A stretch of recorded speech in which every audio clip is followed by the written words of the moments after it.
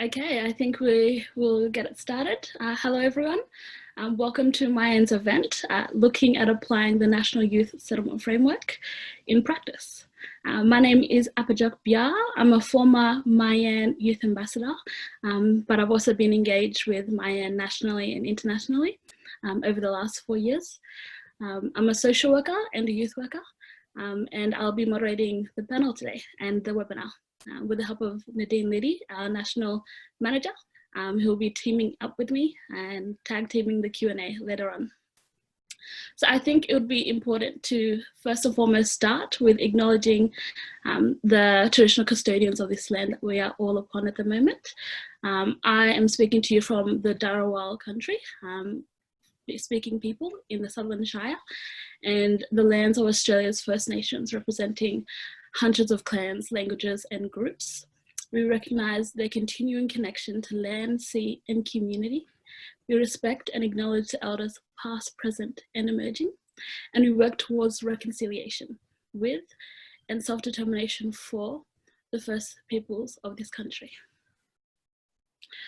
I'm pretty excited today to be moderating this event, so thank you for tuning in, not only from Australia, but also I think I saw New York, so around the world. So thank you for taking this time out to join us. Today's event is an opportunity, to hear directly from a panel of diverse practitioners working in youth settlement, as well as support across Australia, about how they have used the National Youth Settlement Framework on the ground, as well as the strengths that it has when they practically apply it in their work. We have representatives from across the sectors: government, NGOs, TAFEs, and universities, and from different states and territories across Australia, as well as across the world. I will now hand over to Andrew, who will just give us a bit of, the protocols on how today's going to run. Thank you, Andrew. Thanks, Apajok. So everyone, we're just on Zoom webinar today. So your video and audio will be automatically turned off unless you're part of the panel, just to clarify that. This meeting will be recorded as well. We will share this with everyone here on our newsletter and on our social media. And they'll also have a 2-page snapshot of the event captured by Shenna Aguilar, who's our visual note taker today. So thanks, Shenna. There'll also be time for Q&A. So if you'd like to submit quick questions at any time, there's a Q&A box or a question box that you can submit a question, or you can also upvote questions there too. And you can also use the chat box to comment and share relevant links to the discussion. And we're also keen to hear from you about how you've used the National Youth Settlement Framework in your practice. So feel free to share that in the chat box as well. And hopefully we'll get a chance to hear from you later on too. Thanks. Back to you, Apajok. Thank you, Andrew. Now I'd like to introduce Nadine Liddy, the MYAN National Manager, who will kickstart us with an overview of what the National Youth Settlement Framework is. Thanks, Nadine. Fabulous. Thanks, Apajok. I have a few slides to share, just an ever so brief update on the Youth Settlement Framework. I'm not quite sure how many of you joining us today are familiar with what the Youth Settlement Framework is, and it really is a package of resources. So I'm just going to run through a few slides just so we're all got the baseline knowledge before we get stuck into hearing directly from the panelists. And you can see the screen at the moment, sorry. Shared screen. Yep, there is the shared screen. The slides are up, so we can move through those, Andrew. Thank you.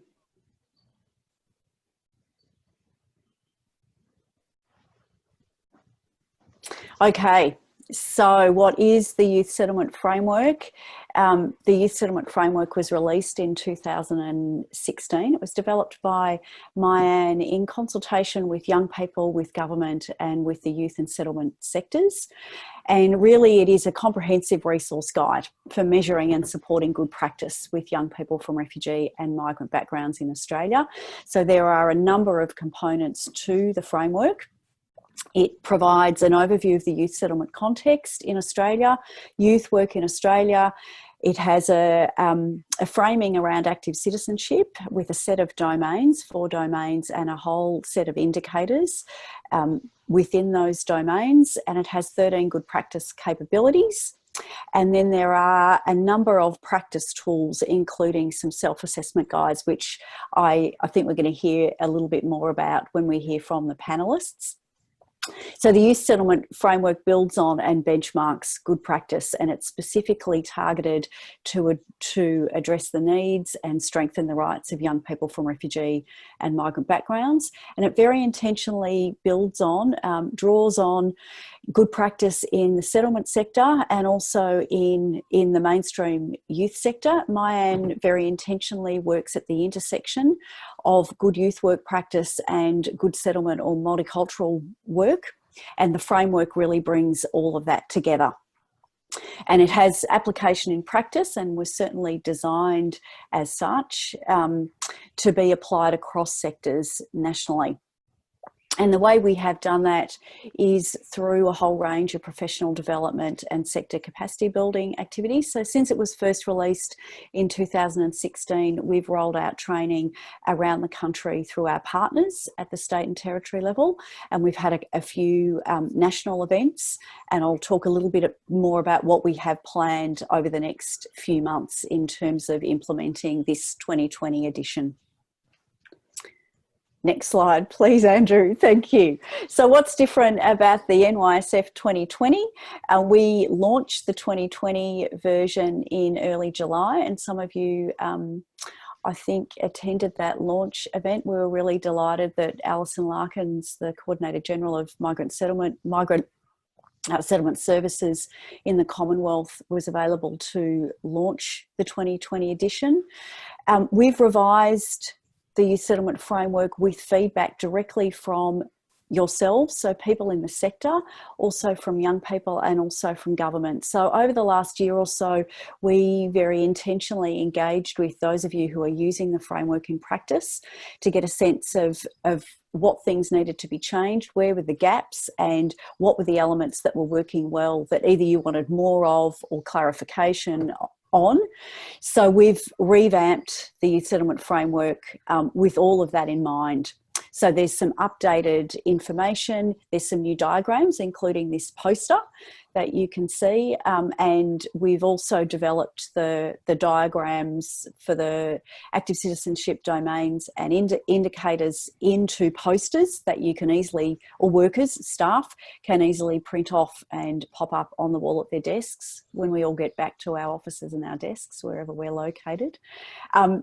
It also has a new chapter or section on youth work in Australia. We've strengthened the rights-based approach, in particular directly in response to some feedback from young people who wanted to see that much more clearly, and certainly around some of the good practice capabilities. We've also created 3 new good practice capabilities that are rights-based, reflective practice and outcomes focused, and we've separated some of the existing good practice capabilities. So where there was once 8, there are now 13. Next slide. Thanks, Andrew.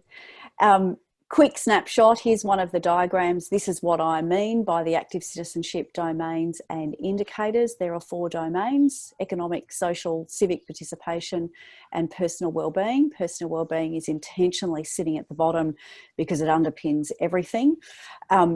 And really, these active citizenship domains and indicators are for organisations to consider in their work. And ideally, active citizenship for young people from refugee and migrant backgrounds is best realised when we're working across these 4 domains and addressing each of these indicators. And the last thing I'll say about this is there's a real emphasis on building agency and social capital. So we did take some material that existed around settlement frameworks, including the government National Settlement Framework, and we adapted it to the context for young people. So it's very intentionally designed to respond to the needs, build the rights, and build on young people's strengths. And this pulls it together a little bit. On the left are the good practice capabilities, those 13 good practice capabilities. They're really intended for organisations, workers, teams to apply in their practice at the service delivery level, working across those 4 domains, addressing the indicators, and ideally, the outcome is active citizenship for young people, and acknowledging, because it really is the obvious, that can take a long time. It's certainly, we don't see this as a linear process, but the youth settlement framework specifically frames active citizenship as the ultimate sort of goal around the settlement journey. So supporting young people across these 4 domains, addressing these indicators and applying the capabilities at the service delivery level will go a long way to ensure that we see good settlement outcomes for young people, and they can fundamentally reach their potential and thrive in Australian society. All right, so those this is the last slide, so I'll do a quick wrap up here. All of these resources are available for free on our website, and that also includes the self-assessment guide. So they are tools to assist workers, individuals, teams and organisations to apply the framework to practice. There's a self-assessment guide for the active citizenship domains and indicators, and also a self-assessment guide for the good practice capabilities. So a whole lot of material about what all of this means on the ground in practice. And again, we're going to hear some more from our panellists who will be able to provide some context around that today. We're also implementing the youth settlement framework, as we have over the last 4 years, through training at the state and territory level through our partners, MYAN partners in each of the states and territories. We will also be delivering some sector or program specific training, and we'll also continue to run some national events, and we'll talk a little bit more about what we're planning up next at the end of today. And as Andrew has already flagged, we're really keen to hear from those of you working on the ground about how you've applied the youth settlement framework in practice. So if you have an example of how you've used it, it could be small, it could be quite comprehensive, it could be as individual workers, as a team, as an organisation. We're really keen to hear from you. We're wanting to collect some case studies and share those out to the sector and utilise those as a basis for some more online networking and PD events like this one. So you could either pop it in the chat box, as Andrew had said, or you can email us at MYAN Projects. All right, I'll leave it there, and looking forward to hearing from our panellists about what all of this means in practice on the ground. Thank you. Thank you, Nadine. I'd like to now introduce our panelists and practitioners for today, who will be sharing their unique perspective. They'll provide us with brief presentations about how they've practically on the ground used the National Youth Settlement Framework. Once we've heard from our panelists, we'll open it up to you. So if you have any questions, or if you have, like Nadine said, if you have any examples, feel free to pop it into the chat, and we'll definitely, bring it up after we hear from our amazing panelists. So our first speaker will be Karen McCulloch. She is a youth settlement, multicultural futures from WA. Thank you. Thank you. Good morning, everybody. I'm this morning speaking from Apajok Noongar land. Very privileged to be here and want to honour the custodians of this land and all their elders past and present this morning. And good morning, everybody who's joined us. I'm in a fairly unique setting. I work at a school, North Lake Senior Campus, where there are year 11 and 12 students, but also an intensive English centre that actually takes in young people from about the age of 15, 16 up to 24. So it provides young people who have a new migrant or refugee experience to study English full-time for up to 2 years. And then after that, they can join a year 11, 12 pathway, either through a VET program or through ATAR, or a mix, depending on what they're studying. So it's quite a unique setting, and having my office in that location is an incredible opportunity, because it provides the young people with a really responsive service where they can come in and access settlement services on a day-to-day basis without having to jump on a bus or make an appointment. They have that very accessible service to them, and it's great to work with a school that is really wanting to provide great outcomes for those young people and give them the best opportunities. So my setting's quite unique.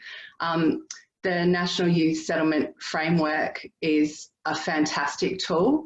I think one of the reasons that I resonated with it straight away was because coming from a youth work background and then working in a settlement service, it brings together the best practice from both those zones of work. So it just kind of brings together all the things that in my practice I try to be true to and consistent to, and it puts it into one little tool, a piece of paper that I can refer to and jump in and out of as necessary. So for me, it's very much a part of what I do on a day-to-day basis, whether it's central to what I'm doing and I'm focused on it completely, or if it's just working in the background of what I'm doing.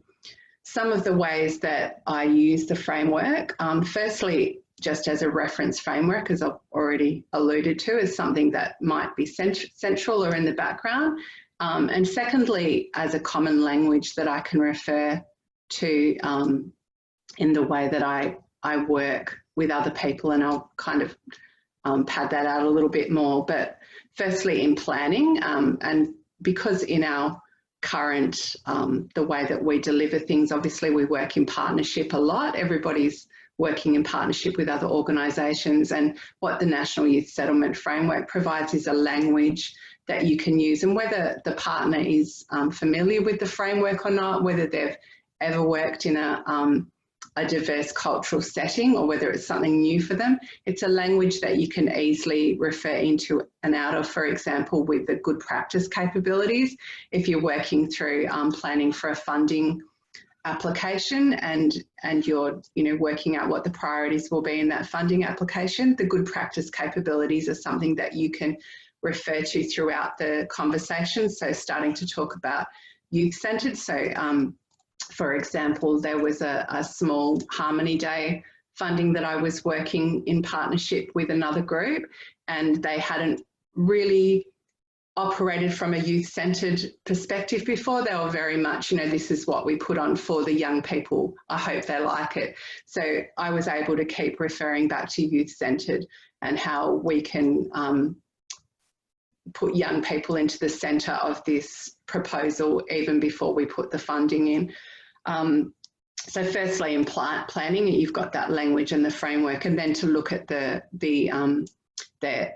domains, the indicators of settlement wellbeing. So to be able to go, where are we going with this funding or this partnership? What are we hoping to achieve? Are we focusing on economic participation, and what other areas might get affected positively because of the economic participation? If we're able to sell that in our funding application, that these young people will be able to participate positively in the economy, but also out of that they will also have civic participation, or their personal well-being is going to improve. So it's something that really gives great wording to partnerships and great wording to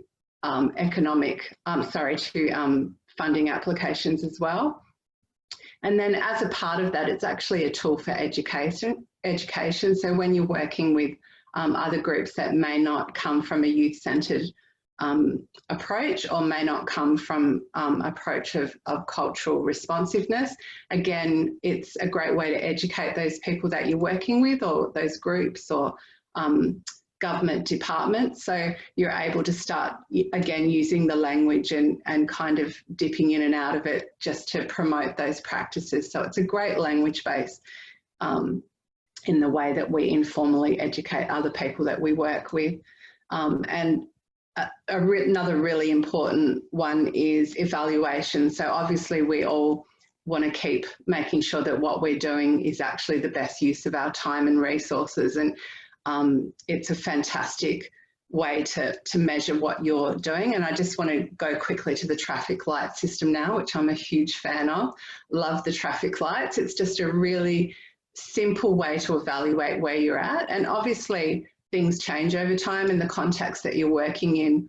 might mean that on one occasion you get a green traffic light in one of the domains, but in a different context, actually your organisation might be a bit more of an orange or a red.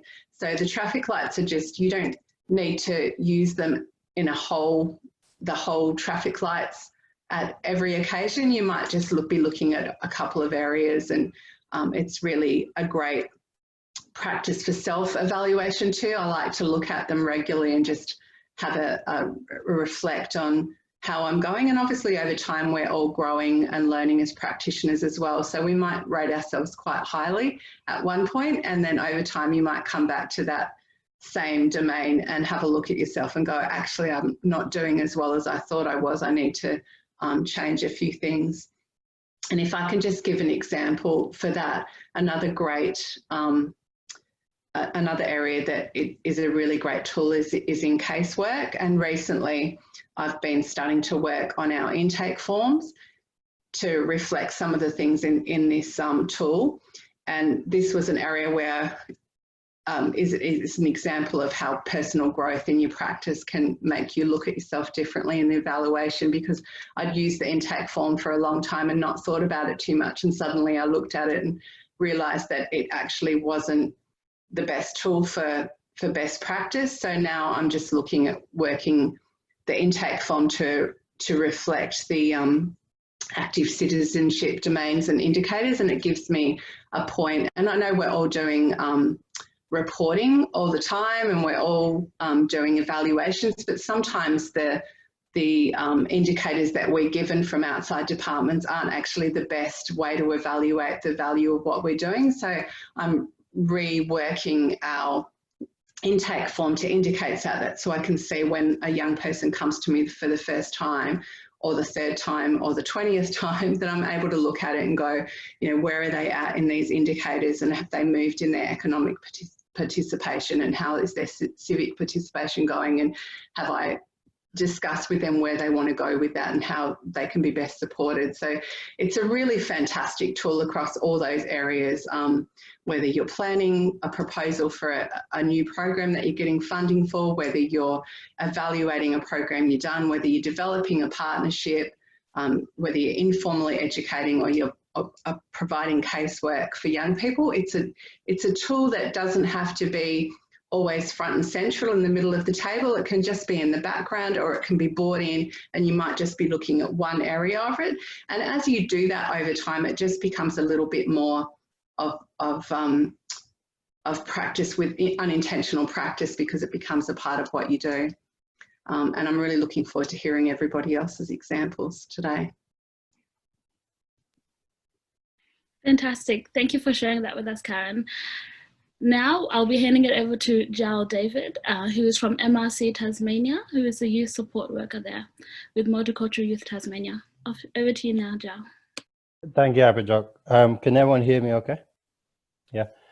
So my name is Jal David. I work for the Multicultural Youth Tasmania with MRC. So we're a youth program within the Migrant Resource Centre here in Tasmania. But before that, I want to also acknowledge that I come from in Aboriginal land. I'm working in Aboriginal land, so I'm from Hobart, Tasmania.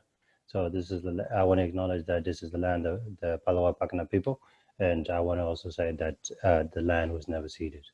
I did the framework training when I started with this role in 2018.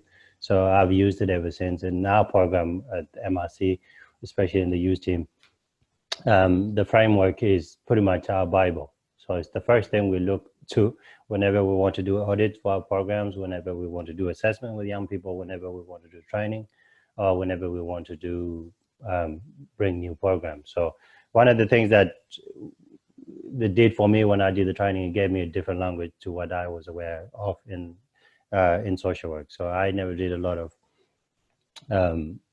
training around settlement or refugees and migrant experience. Refugees and migrant experience in particular as a subject area. So I never looked at it. When I came in and did the training, it kind of gave me a new language into looking at this area of the humanitarian program. So when I use it, when we designed this year, we designed new 4 programs. There are 2 in the north, 2 in the south. with the youth program. So we use the domains and the indicator to look at our program as a whole, to see what kind of gaps are there and what kind of areas we're not meeting with the needs of young people from refugees and migrant background.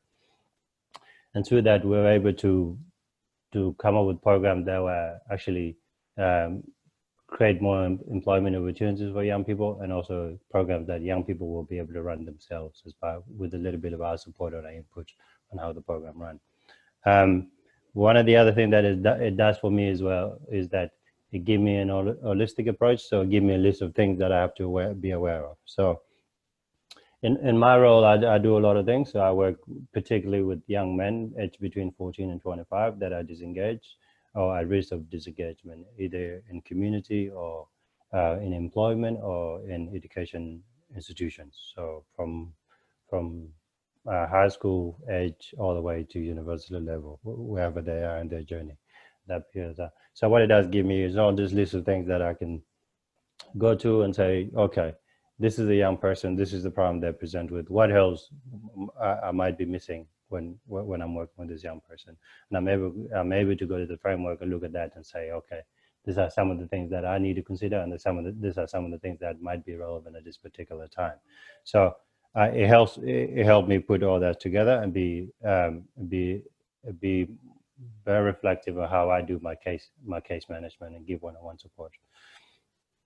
The other things that we do is that when I advocate in the justice system, I support either the lawyers or when I'm in court to make sure that they are their right ways. So like making sure that young people that are coming to the system are given things like interpreters they have available to them, whether it be just in court or where they go outside to see their lawyers and stuff like that, to make sure all those things are given to them so that they're able to tell their story or their side of the story, what has happened to them.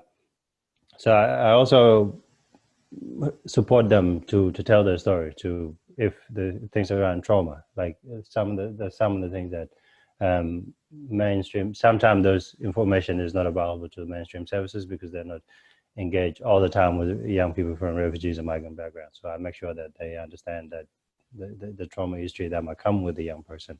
I make sure that they understand that the settlement journey might be a complicated process for the young person, and they also have to be aware that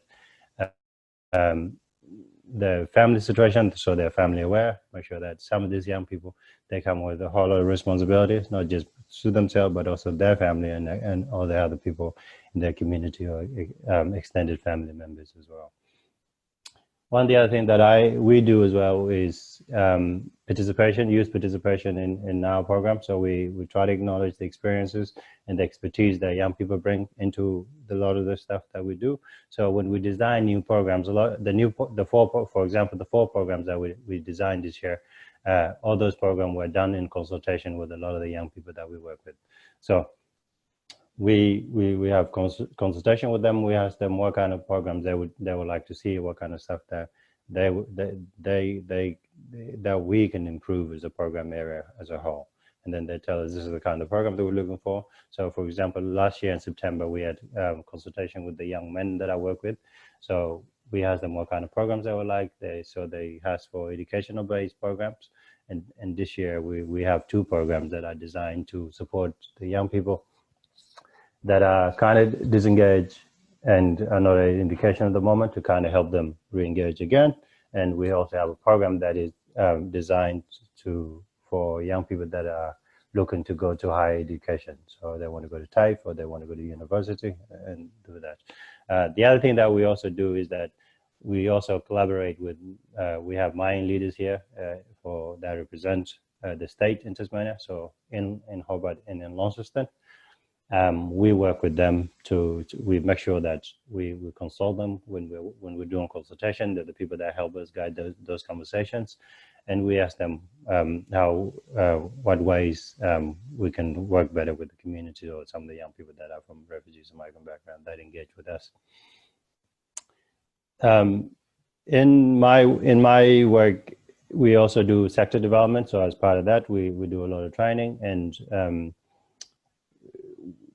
some of the feedback that we get is how with a lot of organization is is how they were not either culturally competent or did not have spaces that young people from refugees and migrant background can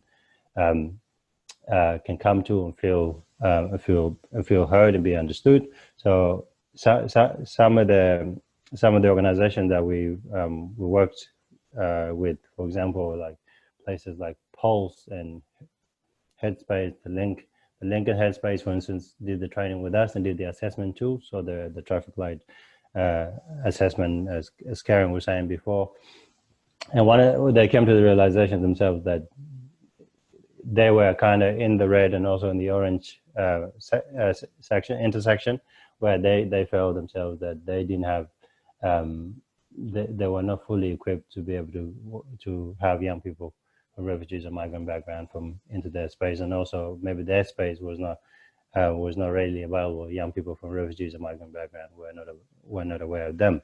So what they did was that they changed the way they do their work. So they had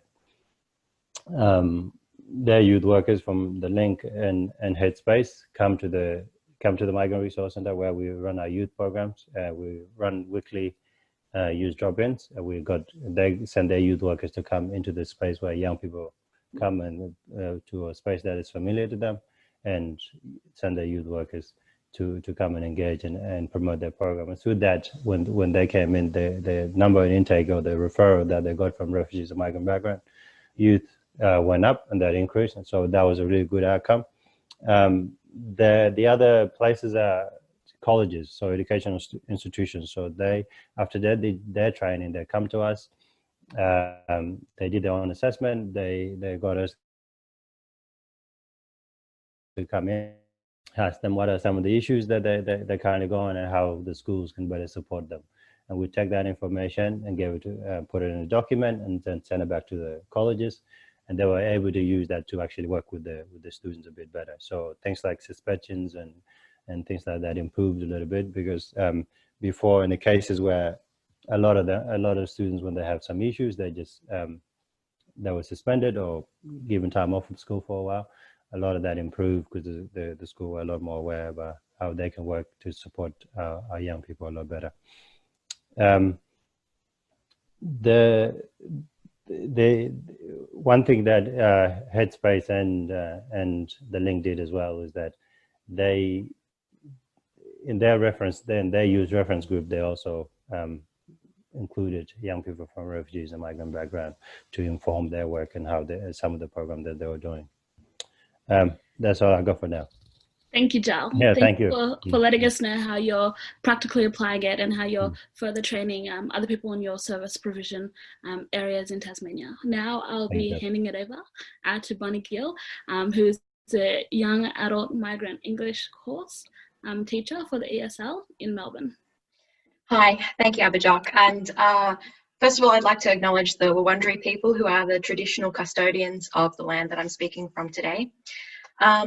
My name is Bonnie, and I'm a teacher at Melbourne Polytechnic. Melbourne Polytechnic is a TAFE in Melbourne, and it's part of a larger group of providers across metropolitan Melbourne and Victoria called the Melbourne AMEP.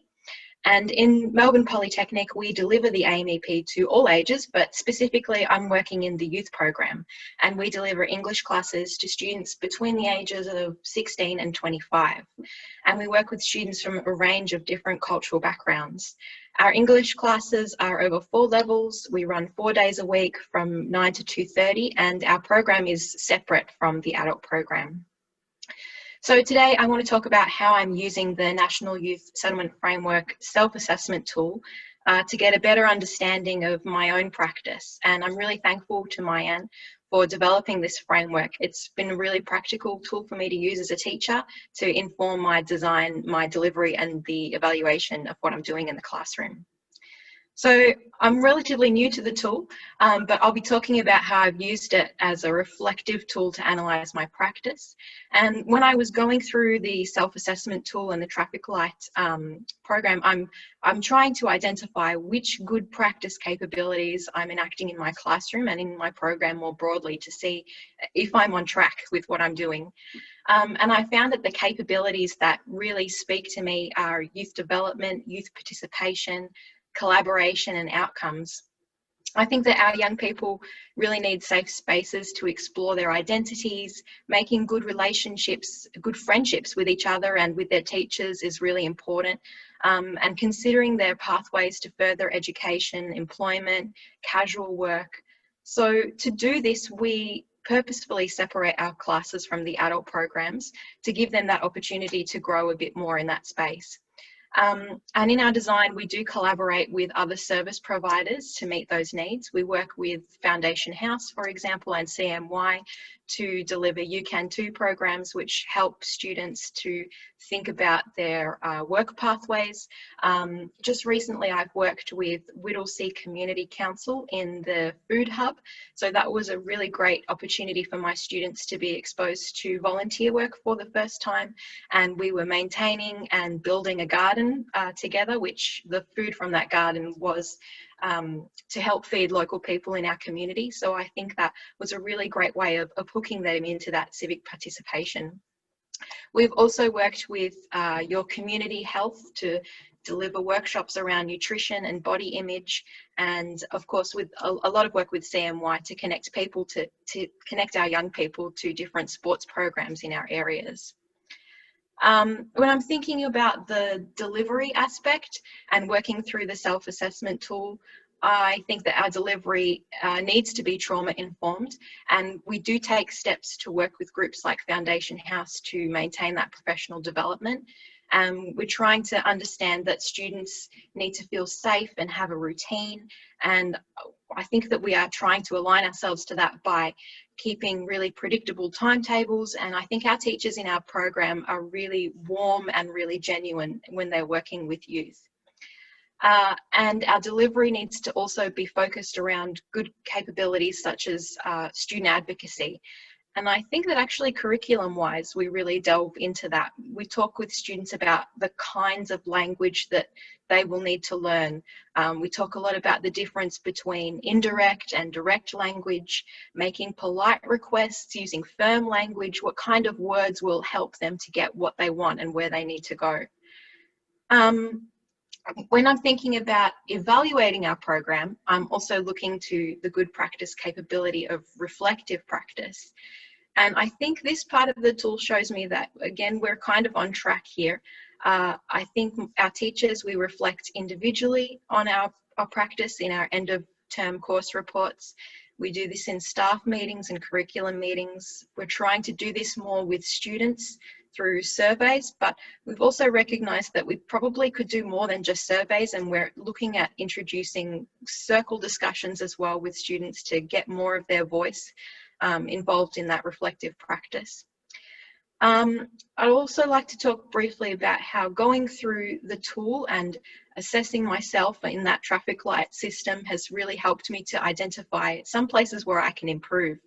So when I was reading through the tool and analysing myself as a practitioner, I did find there was a bit of a disparity between the good practice capability of being family aware and what I'm doing. So I think that the tool shows me that I could be doing more to engage with family, and young people see themselves as part of the family unit, and that impacts their decision making. And after noting that, I was really thinking about, well, how can I build on that and do that more? So after reflecting on that individually, I'll be bringing that to my team and maybe thinking of ways we can improve on that for our planning for 2021. So yeah, I guess so far I've used the self-assessment tool to really reflect on myself as an individual practitioner, as a teacher, but also reflecting in the larger context of the program that I'm delivering. And moving forward, I'm going to help my team, and my team will help me to discuss and to implement the tool in our meetings, and to continue to use it in the delivery of our program to really make sure that we are aligned with what young people need. Thank you. Thank you, Bonnie. Now I'll be handing it over to Kenny Dick, who is from Community Services Operation Manager from MyQ, and she'll be sharing with us how they're implementing it in Queensland. Thanks, Kenny. Thank you, Apajok. Welcome, everybody. I'm on the land of the Yugambeh and Yagara people. I'd like to acknowledge the traditional owners of the land that I'm on today. And I want to thank MYAN for involving us in the NYSF panel. We've been part of the NYSF training since the beginning. Part of it, and in particular, MyQ is the Queensland partner and for MYAN. So today I'm going to just use an example around the Multicultural Sports Club and how we've been able to use the training and the assessment guide to help us improve in the practice of the sports club. So I remember actually sitting with Janelle on the table when we were doing the training, and we were going through the good practice capabilities, and we were looking at areas of improvement. And particular in some of those, in that time, some of the programs were really struggling, particularly the Football League, in terms of engagement of young people. So there were some of the components of the good practice capabilities that helped improve the Multicultural Football League, and in particular the focus of young people being at the centre, but also youth participation and family aware. They were the three parts that we decided to focus on in developing further that program. So the first step that the sports club took was employing young people and using it as a pathway for young people to strengthen and develop their skills in sports, but also in cultural responsive practice. The young people were also trained on NYSF, so they understood it, but also, you know, getting them the relevant skills so that they could be qualified community coaches. So that first step of employing young people and valuing their time actually played a crucial part in the planning and implementing of the new Multicultural Football League. They played a crucial role in bringing in some people from community and young people to kind of plan and design and relaunch the Multicultural Football League, which now, well, pre-COVID, had about 100 young people coming every Wednesday. And the reason of its success was because we just sat and listened to the young people. And I think that's the main part that the NYSF teaches you, is that they are the decision makers of their own lives, and they do know what they need and the outcomes that they want to achieve. And just by listening to them and employing them and upskilling them, that was able to facilitate better outcomes for them. So that was a big learning for us around making sure that young people are part of the planning and the evaluation process of any of our programs. So that just helped the growth of our programs overall. But in particular, one of the good practice capabilities that we looked at was family aware. You know, how are we going to apply family aware in the Multicultural Football Leagues? How can we make sure that we still provide a safe space for young people, where it's kind of like an outlet for them, whether they're coming to play sports, whether they're coming to watch the league, whether they're just walking around the field and building social connections, that it's still a safe space and the family are informed. And one of the reflections we had was that in some way we were still interacting a lot with their families and their parents. A lot of trust was put onto the sports club staff because they would go and pick up the young people, and because a lot of the league was at night time, the trust that the parents had to put into the youth workers and the staff to make sure that their young people were safe. Eventually we started to get more parents and families come and look at the league, particularly on final nights, and realize that, you know, the young people were actually being really, you know, engaging. And some of the parents even talked about how, you know, they saw a lot of change in their son or daughter because of being part of the sports club and feeling like they belong. The other thing that influenced the sports club motto, so be, belong, become. So that was done in partnership with young people and the community coaches, and looking at what can we do to make this space stronger for them?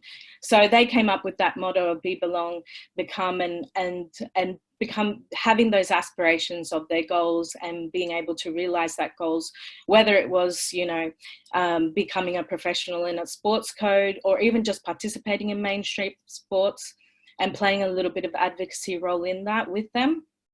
So that they can participate equitably, or if it was just an outlet for them for their health and well-being, and building those social connections. The other thing in terms of the, you know, NYSF in general and active citizenship, we realized that the sports club played a really crucial role in the bridging and bonding. So some of the league teams often had only played with themselves, and we had created different teams which mixed the young people up. And it was the first time they were learning from each other in different cultures outside of a school setting or outside of, you know, a TAFE setting. So they were using that as building further connections across community and starting to share ideas and similarities of how they can bring together more young people. And so out of that, more projects and activities came out of that. I think it's just, you know, it was said before, it's really a reflection tool that we've used it for the community coaches themselves, for staff in our programs, to just look at, you know, are we putting all this in practice? Are we actually practicing what we preach? And are we actually enabling that young people be big decision makers in our programs, even if it means, you know, paying them for their time, actually giving them employment pathways or volunteering opportunities. One of the young people that is one of our community coaches, he was actually identified as high risk, and, you know, was struggling in different parts and aspects of his life. And becoming a community coach for him actually increased his confidence, and it helped him feel like he belonged in something outside of his community and his family. And after that, he became a very strong youth capable leader, and played an active role in sharing his story to other young people from his community, so that he could inspire them and also, you know, help them along in a different pathway and decisions that they were making at that time. And he was very proud of that and often shares his story. And a lot of the community coaches and young people that we employ have also taken formal youth leadership roles on our council.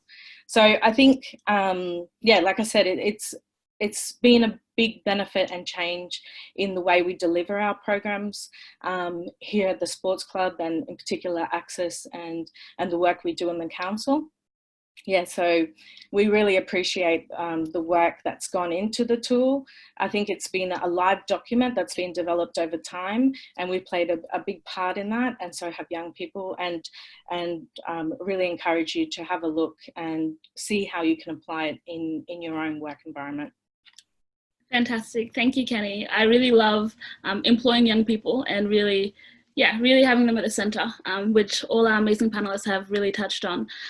Before I hand it over to you, the audience, to ask questions, I'll quickly hand it over to Nadine to ask a few questions of the panellists. Thank you.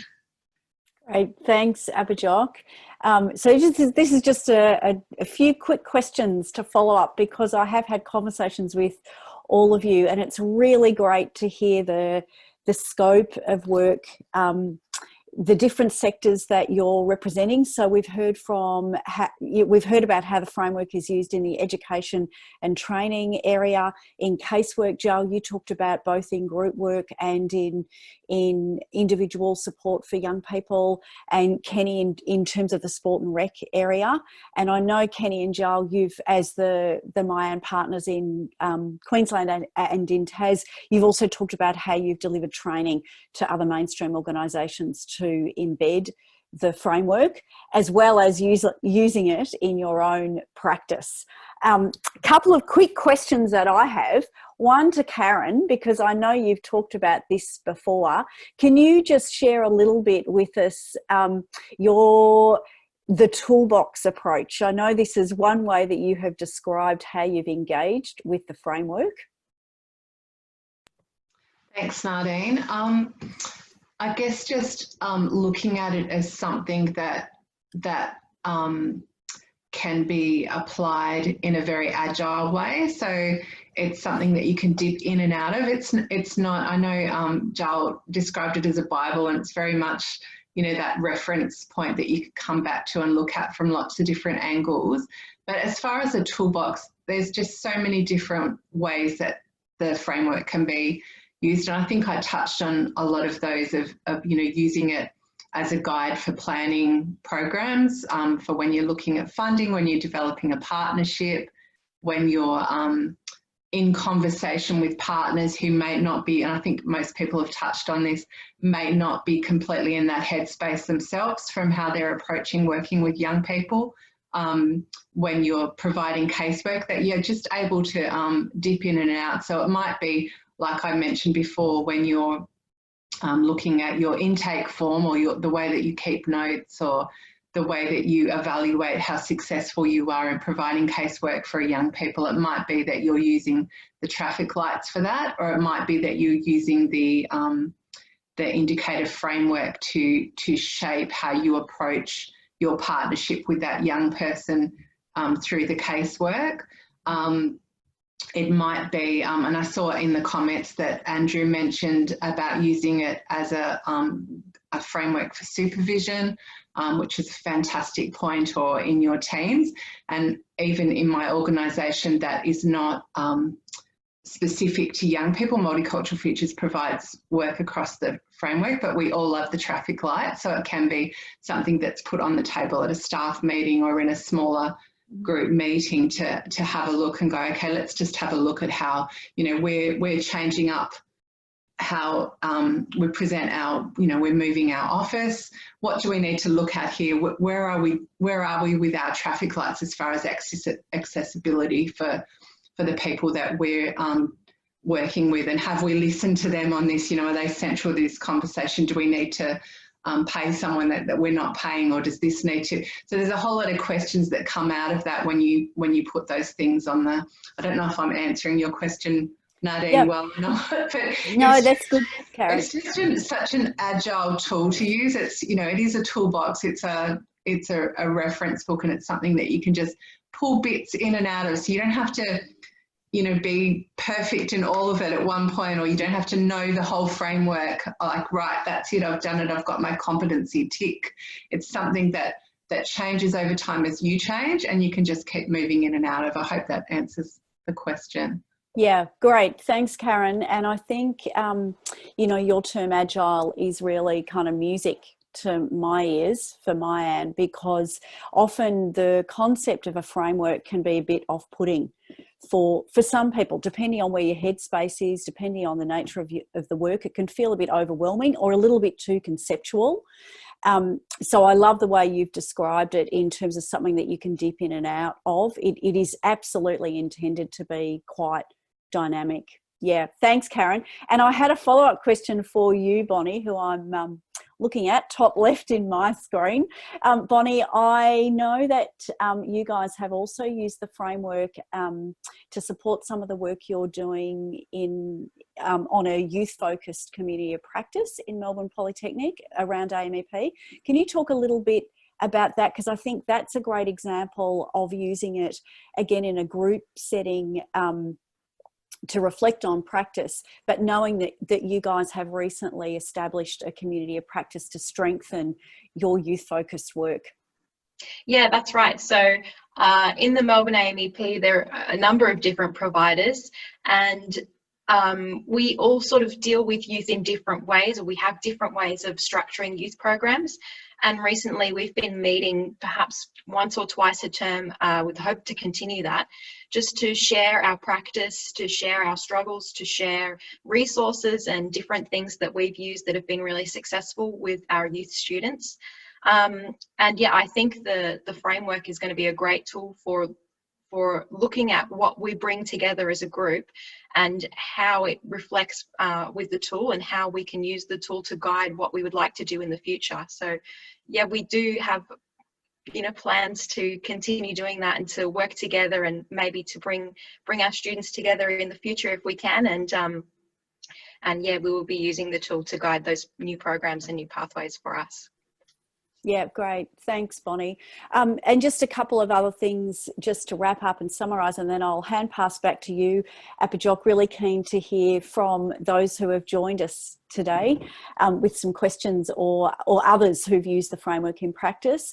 But I think, again, picking up on your point, Karen, and from you, Bonnie, about the tool being agile and using it in a group setting and loving the traffic light, the traffic light system, Karen, I think also that is great to hear, because what we have also heard around the assessment guides is that they're quite long and it feels sort of quite onerous to move through the assessment guides, and they are long. It's comprehensive. They're intended to be comprehensive materials, but what we have said in any training that we've done is there's no expectation that everybody has to do it all at once. And really, again, picking up on your point, Karen, about dipping in and out, those assessment guides with the traffic lights are really intended to be a point of a jumping off point for a whole range of discussions about practice. So there's a lot of flexibility about how those assessment guides are utilised, and certainly there's no expectation that you'd start on, you'd start at a point and get all the way through the end on both of them in one sitting. They're really designed to be tools to be used over time. And Bonnie, I think that's what you're describing in terms of bringing those things in to some of the work that you're doing with the community of practice.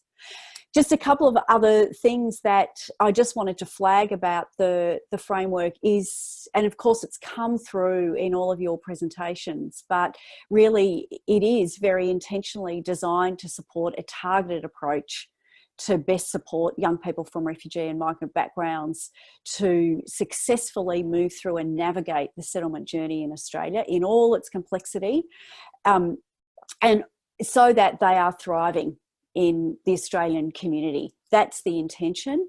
There is no other framework like this in the Australian setting or globally. So in MYAN's work at the international level over the last few years, and Apajok has been part of some of that work, engaging with other countries that have resettlement programs or a humanitarian program like Australia, it became clear to us that there is no other framework like this globally in any other countries that have a resettlement program. And I really want to say that because I think it's an important message for all of us working in this space, and all of you who are joining this webinar today and who are engaged in supporting young people in the settlement journey.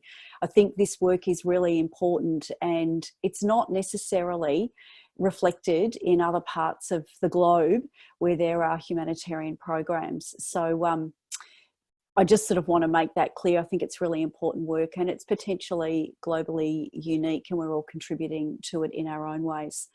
On that note, Apajok, I'm handing back to you to move into some Q&A with the audience. Over to you. Thanks, Nadine. Thank you, panelists. Now I'd like to open it up to the audience to share with us either questions they have for the panelists or some stories that they have of how they've been applying this in their work. But I'll quickly flick it over to Kay Graves from Bendigo Community Health Services to share with us her perspective on the use of the framework in her organisation and how they've been using it to work with young people. So thanks very much for the opportunity and congratulations to MYAN and all my fellow workers on the team and the screen today. So I work with Bendigo Community Health Services and have done for many years. We've managed a suite of refugee settlement programs for about 10 years now, and we were absolutely delighted and excited to come across the MYAN framework and developing a multifaceted refugee youth resilience program and that we facilitated in 2018-19. And to me, it was like finding liquid gold. Hang on. It was like finding liquid gold when I found the framework and undertook the training. We designed a multifaceted project with around 35 people of refugee youth background. We designed a capacity building using the good practice principles, There was a parenting program that the local multicultural services managed. I would like to acknowledge the Department of Premier and Cabinet for funding and the staff, particularly Megan O'Keefe and Nachi Ung. We use the domains, the 4 domains, the economic, social, civic and health and wellbeing domains, and the indicators to inform the strategies and guide the project. We also used a strength and difficulties pre and post questionnaire to find out a little bit more about particularly identified areas of need for our young people. And we really focused on right across the domains and the key indicators, particularly in the areas of self-esteem, poor engagement, confidence, a great deal about building health and service literacy. It was like, for me, it's a terrific evidence-based practice tool. It validates what we're doing. Particularly, others have said, if you're going for funding and you're talking to people who are not as informed, it provides that tool and that framework to evidence your conversations, and it provided us with a guide to ensure that we could head towards those outcomes, the outcomes that the tool suggests. The good practice capabilities was an excellent tool to engage. We had over 50 people at a forum. It was booked out, focusing on building knowledge about refugee youth and so on, using those good practice capabilities. So for us, it was something that provided us with great opportunities and great agility and ability, and it was a great engagement tool.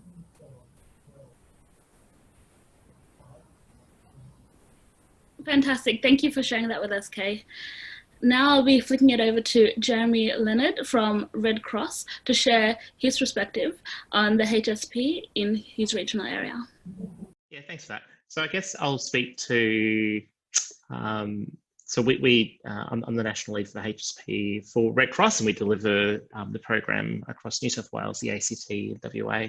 And I guess I'll just speak to 2 of the locations where we've been having a greater focus on young people. So in Canberra, we've started to pull together like a youth advisory forum where they can, where we're bringing young people together from different backgrounds through a group setting, which is led by 2 young volunteers of ours, which is fantastic, to look at how we're delivering the client capacity building education component of the program, but also looking at how our services are, how and whether our service is being responsive to the needs of young people as they see them, so that we can then reflect it through kind of continuous best practice. We're similarly looking at a similar approach in Wollongong as well, where we're bringing young people together.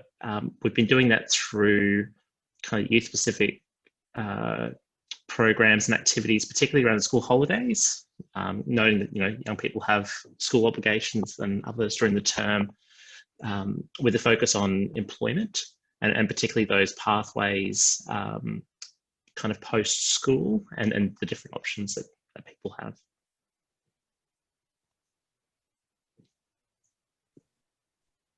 Fantastic. Thank you, Jeremy, for sharing that with us.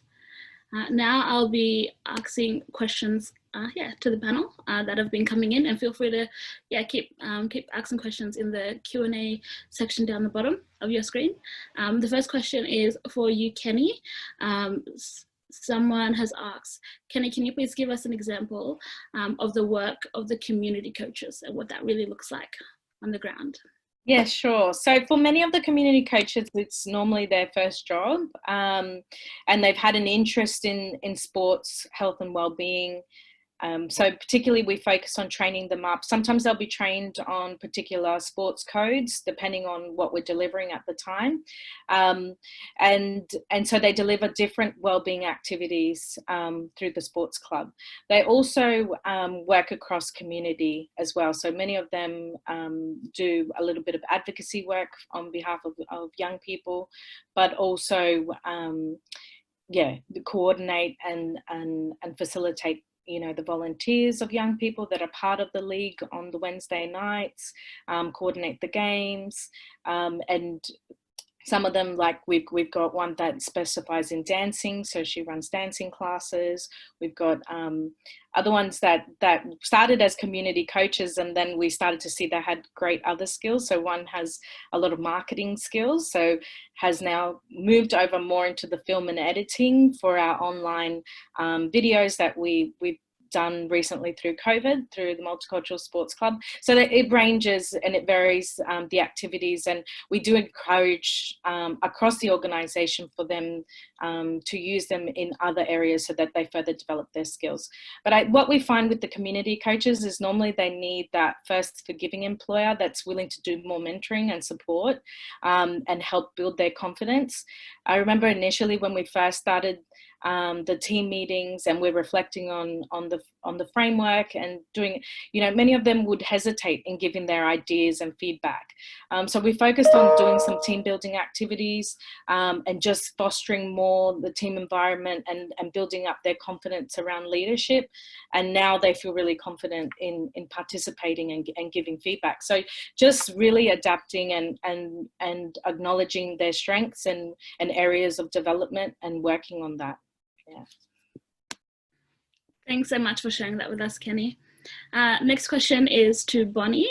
Is the AMEP program only limited to new arrivals within the 5-year timeframe, or is it open to people who've been here a little bit longer than that as well? Yes, so the AMEP, most of my students come to our classes through the AMEP, and that is limited to the first 5 years of arrival. But we do also have students who may come to the program through Victorian Skills First funding as well, and they may have been in Australia for a bit longer than 5 years. Although if I'm thinking about my class now, I think that everybody in my class is in their first maybe under 2 years of arrival. So it is possible, but it's the majority of students are in those first few years of arrival. Thank you for sharing that with us, Bonnie. The next question it's kind of double-barreled, and it's not directed at anyone in particular. So if any of the panelists, as well as Nadine, feel free to answer. The question is a framework copyrighted? Can it be adopted to other projects with people with disability and from CARD backgrounds? And is it easy to use? And in regards to who's the contact person, I would recommend Nadine. Sure, I might answer the first bit, and then it would be good to know from the panelists if anybody has used it in the disability area or worked with any orgs who have a disability focus. The framework is copyrighted, but it's copyrighted under Creative Commons licensing. So it's publicly available on our website. All the tools can be downloaded, and we encourage you to certainly adapt the framework for your setting. But in accordance with the Creative Commons licensing, you can use it, but just reference us. So absolutely the intent with all of our work is that it's taken, it's used, it's adapted, it's applied on the ground, but do reference us, of course. So we'd love to see it adapted. I don't know of any organisations who may have used it in the disability area, so I might throw that back to the panel. And if anybody in the audience can answer that question, pop it into the chat box. We'd be really keen to hear. And Apajok's right, you can email me or MYAN generally, and we can chat some more with you. So the question about the disability sector I might throw back to any of the panelists.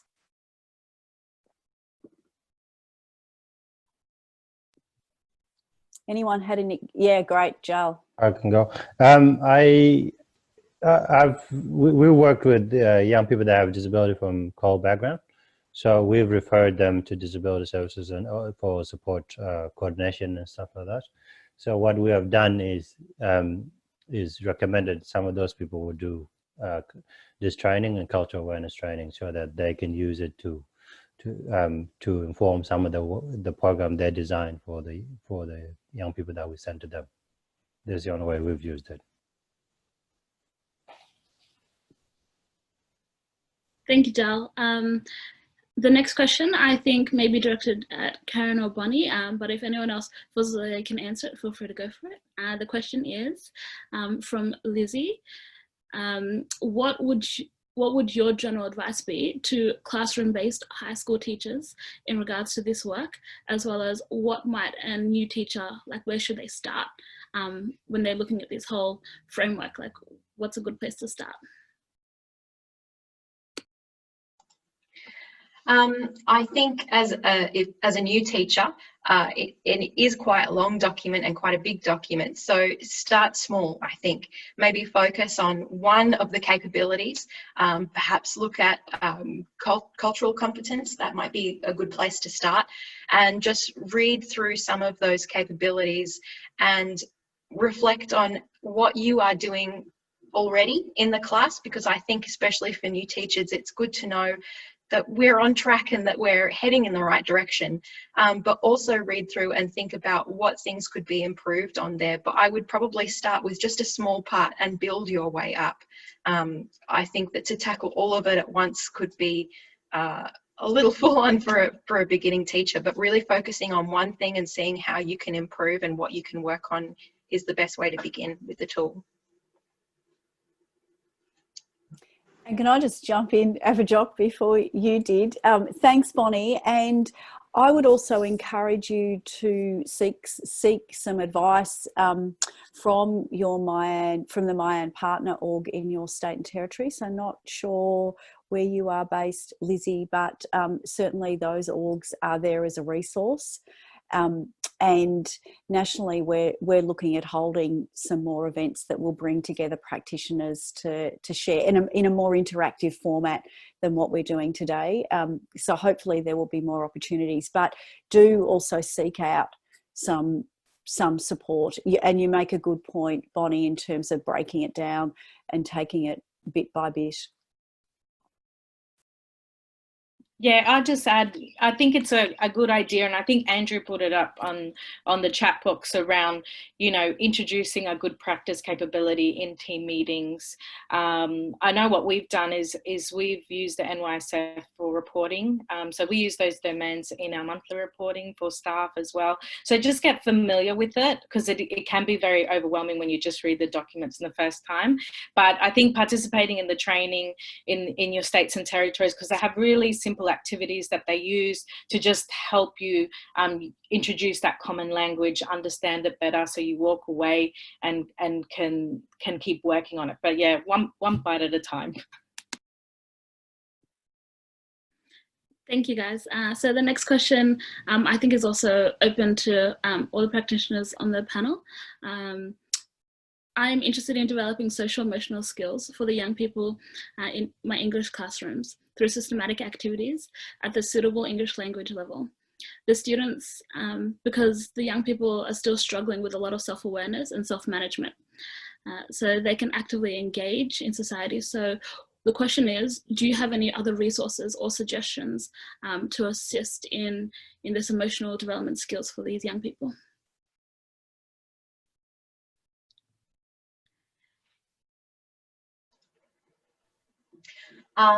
So I would look to other organisations that can support you with this. I know I've received a lot of support from organisations like Foundation House, who have really helped, and we've worked with Foundation House before to do workshops and plan workshops around looking at the past, the present, and where students are going in the future. And I think that socio-emotional kind of work is very intense, and I think it's quite important to get really good support from organisations that are based and have people who are working as psychologists as well. So I'm not sure where you are based, but I would be looking to those organisations to work with you to plan those kinds of activities. Yeah, I think just to add to that, and I guess specifically like Foundation House, and up here we got QPAST, is the trauma-informed practice, and making sure that the activities that you run are very much trauma-informed. And coming from a strength-based, I think some social emotional cues might be trauma-informed, some might be a little bit about lacking confidence or understanding self. You know, it's also important to come from that strength. And as again, looking at those good practice capabilities and making sure that we're acknowledging what young people are bringing to those group discussions and those activities, and what is it exactly they want to build on, and that past, present, future type practice is good. But yeah, definitely bringing in partners that specialize in those areas will help you.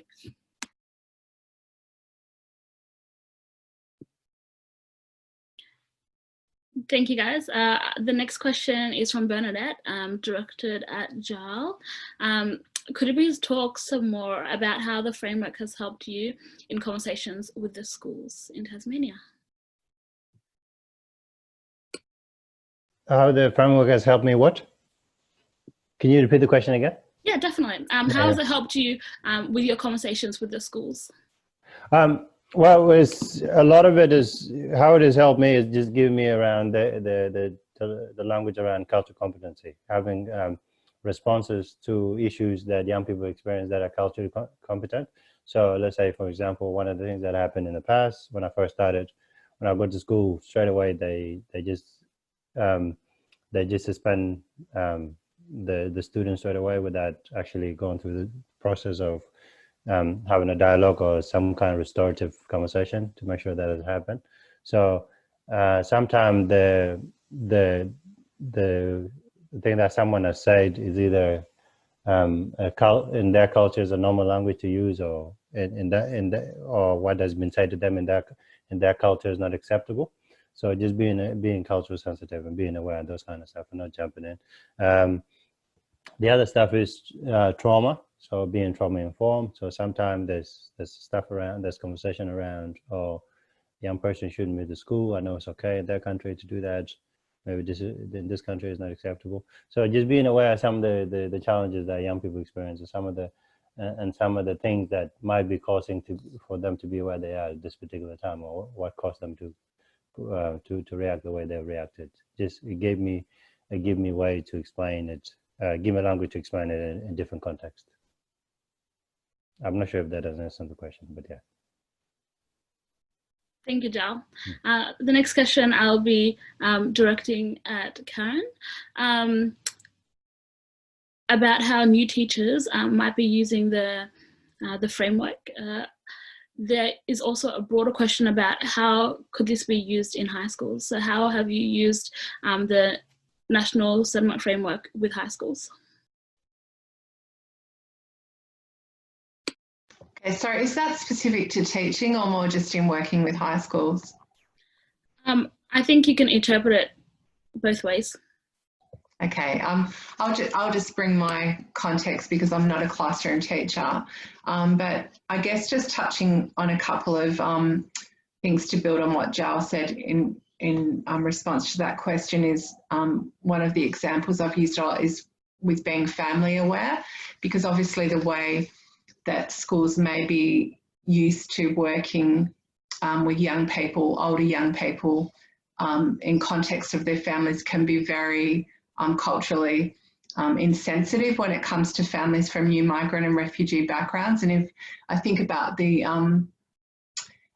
two areas, one is to do with school attendance, and one of the issues that you would all probably see quite often is young women in particular taking on caring duties at home and then not attending school, and then the schools being quite unaware in as far as how they deal with that. It just bringing in, you know, a very strong disciplined approach to these young women who actually don't feel like they have a choice about coming to school or not because somebody's asked them to care for a family member, and that needs to be their priority as far as the family considers. So in the past, the school had been very, I suppose, unaware in how they dealt with some of these young women, and just like, you know, instead of starting a conversation and then working with the family as well, they'd directed everything to the young woman. You know, you should be here. It doesn't matter what, you know, about, you know, you shouldn't be looking after your sister. You shouldn't be dropping them at school. You need to be here. We don't, and not looking at that broader family context. So I was able to use the framework in several situations. Actually, it's ongoing, but to keep bringing it back to that principle of working with the family and understanding the situation and the cultural value, and not expecting people to just jump to that. And again, with employment, because young people from some cultural backgrounds, the families may have more of a say in which pathway that young person takes with their subjects than in some other cultures. So again, being family aware in that, and not just having this approach of, no, this is what you need to be doing, and, you know, it doesn't matter what your family think, we think you should be. So just promoting that sense of working in partnership with the family. Whereas, you know, there was I guess a long-standing approach, which was like, if they're 16 or 17, then we'll talk to the family, but really it's the young person that directs that, and then just getting that understanding.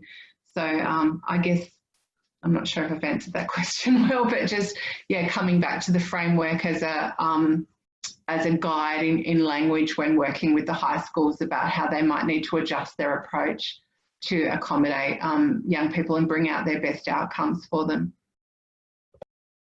And I might just jump in boldly, Apajok, and building on that, Karen, having done some training with on the framework with secondary school teachers, and I think what you've highlighted, Karen, is really critical. It's just bringing a family aware lens, but also a youth development lens.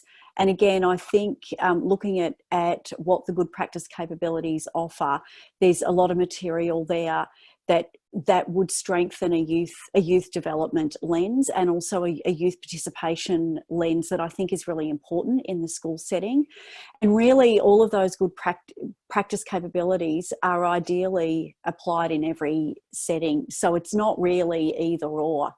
And I think the other thing to say about family aware is that it's really complex work. So I know that's come up a bit in our discussion today, and I sort of feel a bit compelled to just sort of add to that, saying it's really complex work. And often in training that we have done, there are concerns raised with us about a youth work approach, which seems to be a very individualist approach, and it's working with the young person as the primary client, and concerns that that family are not part of that support or that work. And that's certainly not good practice as far as we understand it. So sort of it's another reason why I say that the good practice capabilities really need to be applied as a collection, as a collective. It's not one or the other. And family aware practice really is rights-based. It's, as we've said, it's all over the Convention on the Rights of the Child. So don't think for a moment that a rights-based approach in a culturally responsive way is all about working with the individual. It absolutely isn't. But what that means for practitioners is that it can be really complex work. You are navigating a range of dynamics where really the young person needs to be guiding that. You need to be taking the lead from the young person in terms of working with them to build a sense of agency. So just sort of an add-on, it's really critical work, but it's not necessarily easy, which are all considerations I think we need to keep in mind regardless of where we're working. Thanks, Nadine. The next question I think would lend quite well to Kenny, but anyone else who would like to answer, feel free to answer. So this person volunteers with an outdoor organisation working with refugee youth, and they want to know how should they start, or where should they start in applying the framework? I guess it doesn't really matter. I think others can answer as well, because I think it doesn't really matter what activities or programs you're running. I think there's just those essential steps of making sure your staff are trained first and foremost, and everyone understands, what youth-centered means, you know, what strength-based means, what, you know, and understanding the different domains and how that applies to a young person from a migrant or refugee background. Once they know and understand well, then that's when you start engaging young people. And I think where I've really learnt, and also the sports club staff, is that, you know, they are partners and central to the outcomes of programs as well. So it's, you know, however you need to step back, and that can be really hard sometimes with funding programs, I'm not going to lie. You know, if you've been funded to do a particular work and it's in a tight time frame, it can be really hard to deliver activities and make sure you put all this practice in place. But it can be done, and I know with a lot of our state and local funding we received on sports, we start to give feedback at a very early stage and saying, you know, we changed direction because young people, you know, thought it would be best to do this, or, you know, and you start giving active feedback, and throughout your reporting, we never had any issue in meeting our outcomes, because I knew in the end we will still meet them. But there are some challenges that come with as service providers around that. But I'd just say start by training, start by having those discussions, making sure you're having young people involved in the decision making and the leadership, and again, recognizing their time that they put in that. So we've learned over time to build in rewards, incentives, you know, payment for young people, because we're using them just as we use, you know, service providers as partners, and to come and inform, design and evaluate. They deserve to be recognized for their time as well. So I think, yeah, that's probably some of the learnings I've had in any programs, whether they be outdoor or indoor. Could I say a word or two?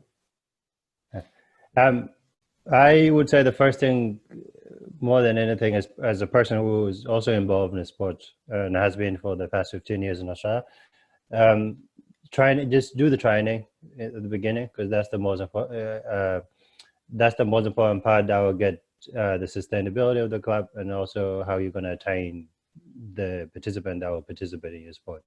So one of the mistakes that people make half the time when they engage young people from refugees and migrant background is that they take them in, and then later on when they have the time, they'll do the training. It never works. It never works. You have to do the training first. You have to be aware of some of the challenges they present, from transport to family issues to education, priorities. All those things will be highlighted to you. Also the settlement experience, just being the settlement journey of being in Australia, that is a complex thing in itself. It will just give you a proper picture of some of the things that you need to be aware of before you start your program. From there, you'll be able to start the conversation with wherever you take it. You'll be a lot more aware of some of the things they might be missing themselves as young people. So start with the training, and then everything else comes next. Yeah, the training can't be last. And Joe, can I just add, I think you've also highlighted the holistic nature of the framework as well, and the importance in seeking some support to help you navigate through it. And that will also provide some briefing on those assessment tools, which can be a good place to start, but it can be a bit overwhelming if you don't have the foundations, which is what you're describing, Joel. So depending on where you're located, the person who asked that, pop it in the chat box, because we can link you in with whoever is delivering the training.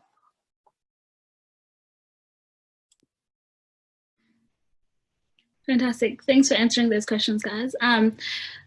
Doesn't seem as though we have any more questions in the chat box per se, but I have a quick question for the panelists. I'd like to ask, how do we apply the framework to the current context of Black Lives Matter movement?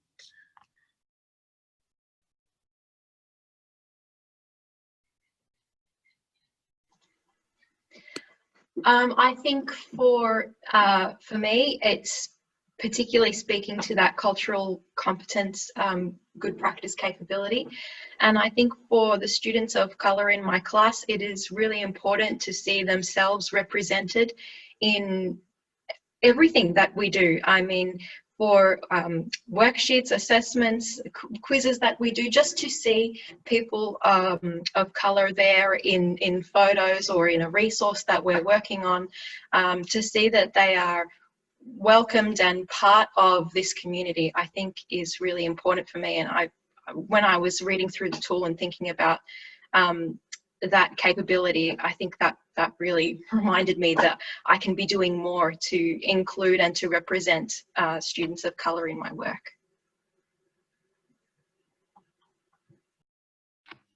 Yeah, probably just to add to that, Apajok, like that's obviously been something we've been working a lot with the Youth Council that we have here.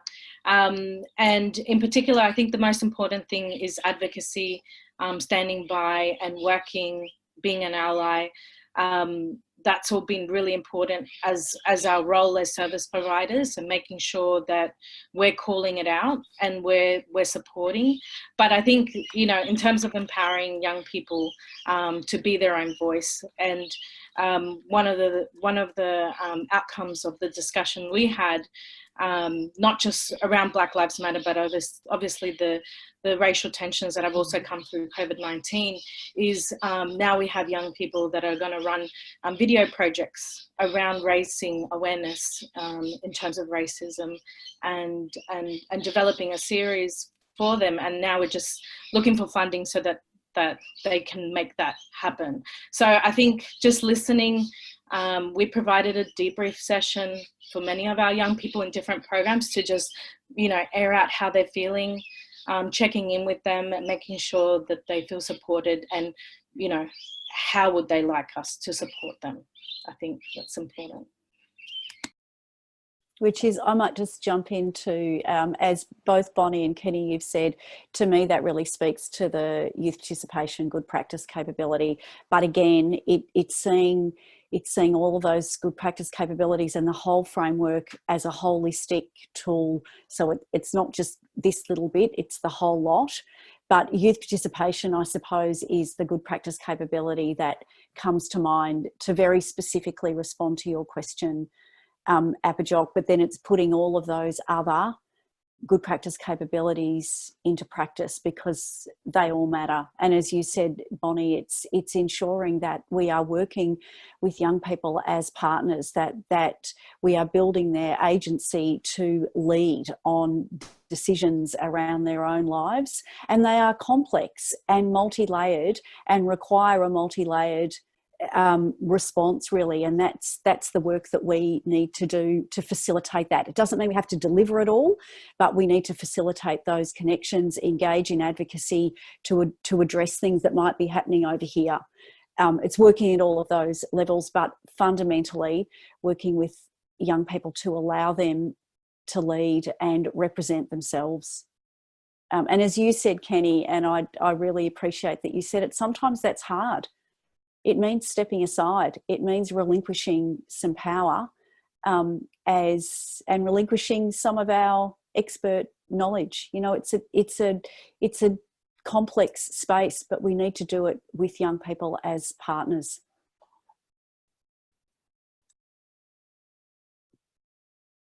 Fantastic, thank you for answering those questions. The next question is to all the panelists.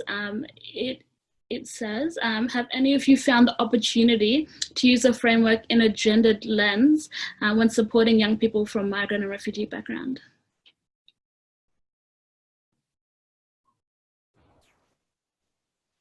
One of the programs that we have that was started this year is women sport and rec. So it's about getting young women from refugees to migrant background into sports. So we'll as part of that program, we'll have young women leaders that we will employ to our program to help them to participate in sports and pay for registrations, and also through that help them to run them through training like project management, group work, advocacy, and stuff like that too, so that they can get young women from their communities to participate in sports. And we try to have programs that are for both girls and boys, and so that everyone can participate equally. Yeah, just adding to that, very similar. So developing female programs in terms of specifically that respond to the needs of young women that they raised, and providing a safe space for them. So yeah, sometimes they need to be gender specific and female only, whether it's swimming. We had a volleyball program as well, which helped women engage more in sports, but also even childminding. So I know in the Multicultural Football League, on those nights, you know, we started to have more young women come with their children to participate in the soccer team, but didn't have anyone to childmind. So just being mindful of that and how we can provide it so that we can engage women more in sports and different activities across our programs. So sometimes there is a need, and particularly they want to see some more specific gender-based programs, and we support that. The great thing about program design coming from a youth-led perspective and thinking about things in a co-design approach is that the question is always what's appropriate and what's needed, and then the young people are allowed to direct how much and in what ways gender is significant or not, and how the young person is experiencing their gender. So that's a really great way. If I think about our partnership with First Hive Project and how at the beginning we were sort of asking the question, you know, can we do open hikes, or does it need to be gender specific, and what will the families feel about that? And we were really able to let the young people lead with that. And of course it's different for different families and different young people. So we've been able to, First Hike Project have been very responsive and been able to offer a range of hikes. So again, and you know, how that's experienced from different young people can vary so much, so, and can change over time. So it's just really important to keep that co-design approach in there so that young people can let us know what is appropriate in the families. And I'm just going to add something in there, and I'm really glad this question came up. I think it's a really critical one. Intersectionality is really core, foundational to the framework. We make reference to intersectionality in the main document, in the body of work. In the body of the main document, in terms of the importance of taking intersectionality approach or an intersectional lens to our work, and recognising the multiple factors or barriers that young people experience in terms of full and equitable access in Australian society. And actually, I should say that in the discussions that we've had since we launched the 2020 edition, I'm now thinking that we should have intersectionality as a good practice capability. So I fear the list of good practice capabilities is only going to get longer, but I think it is really a really important one. And I know it's not a new concept, although sometimes it might feel for some of us that it's a bit of flavour of the month. It's really not. And it's not that complex, is our angle on it. It's not that complex. We just need to do it, but it takes a slightly different approach. It takes stopping and thinking and reflecting on what we're doing and looking at how we improve that and how we do it better. And I think it's ensuring that those young people who may be more marginalised in Australian society, in our local communities and in our service delivery in our organisations, it's thinking about how we ensure that they are brought to the centre, that they don't sit on the margins, that they don't feel like there's nothing for them or that they don't belong. And I do mean that, and I know it's kind of blunt, but within our organisations and the programs that we deliver, I think it's just constantly having that lens on the work that we do. Are there any cohorts of young people that are not accessing our service that ought to be? Who are we overlooking, and what do we need to do to bring them into the centre? Karen, were you going to add something there or not? Because I'm conscious Apajok's probably wanting to wrap us up. No, I'm just agreeing wholeheartedly with everything you said. Fantastic, really good, very important.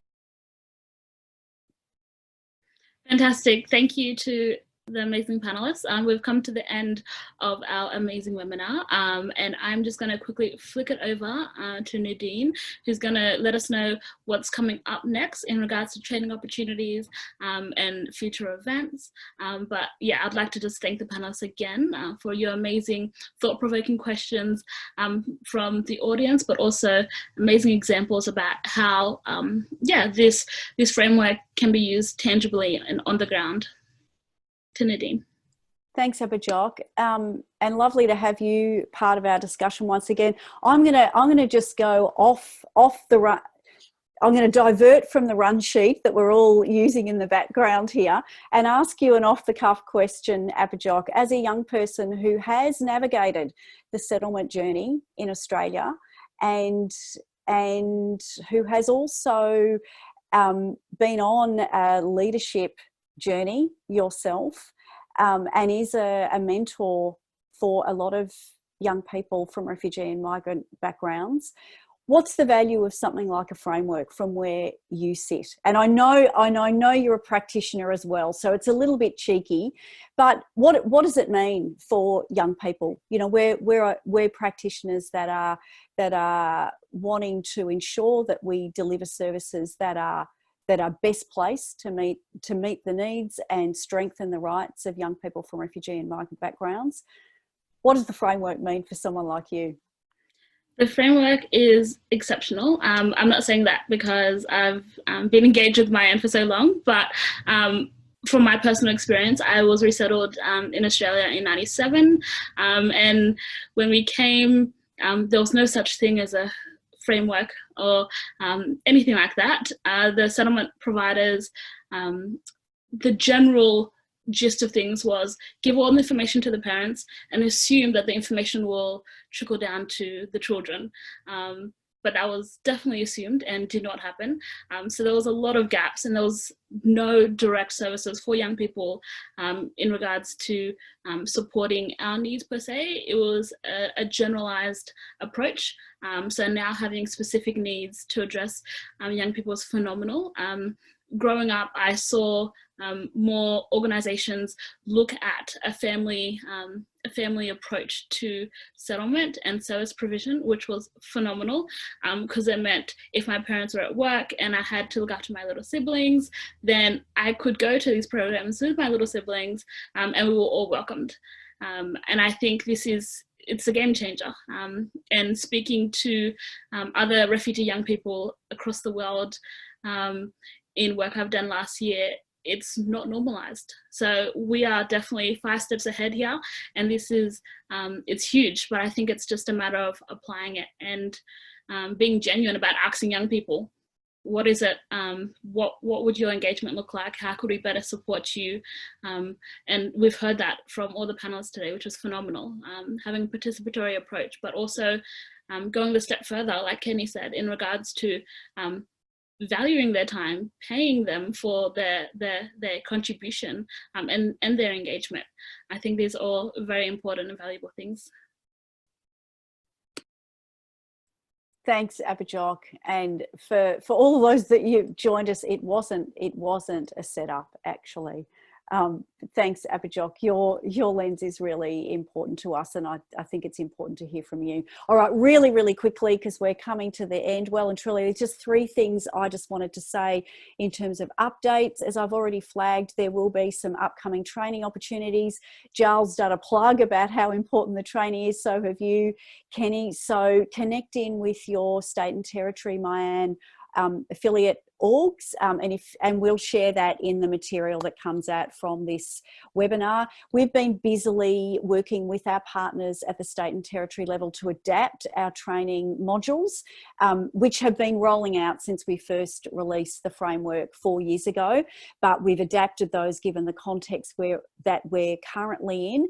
So there's a whole lot more flexibility about how the training will be delivered. There'll also be some other national events that we will run. We're thinking about having something a little bit more dynamic and and interactive, and also bringing young people in to explore youth participation in a bit more of a focused way. I think whenever MYAN has hosted a sector event over the last few months, youth participation is always kind of front and centre, and I think the sector is really keen to engage with young people directly, which is fantastic. So we're looking at trying to schedule something like that between now and the end of the year. So look out for that, and you'll be subscribed to our e-news. That is the best way of getting info. And then lastly, again, another plug, if you are using the Youth Settlement Framework in any shape or form, if you've been using it over the last 4 years, if you're just new to it, we really want to hear about that. So we're really keen to hear from the sector about how it's being used in practice. So again, you can pop it in the chat box now. We'll include a contact and another call out in our e-newsletters and also in the follow-up email from this event. So do let us know. We're really keen to capture some case studies and share those out again. We'd love to hear from you. Thank you, Nadine. This takes us to the end of our event. Sorry, we are slightly over time, but I'd like to thank all the panelists once again for all your great information and sharing all the great work that you're doing. Keep it up. Thank you to the audience and everyone who's asked questions and who've been engaged from beginning to end. And yeah, just have a great afternoon. Thank you for being here. Bye, guys.